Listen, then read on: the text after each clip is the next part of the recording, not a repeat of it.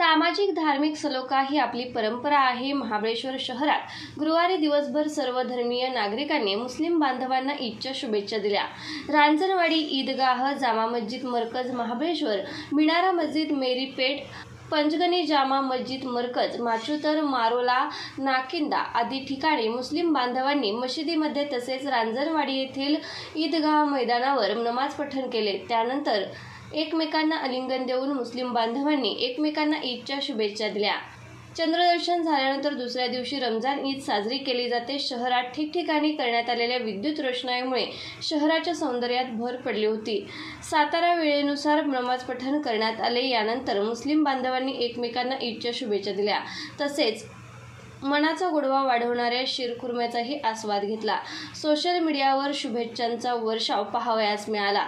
त्याचबरोबर तालुक्यात अनेक ठिकाणी शुभेच्छांचे फ्लेक्स देखील लावण्यात आले होते।